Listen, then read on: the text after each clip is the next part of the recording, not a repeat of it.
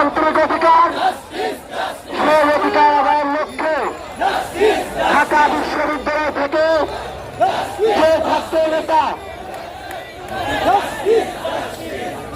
যে ছাত্র নেতা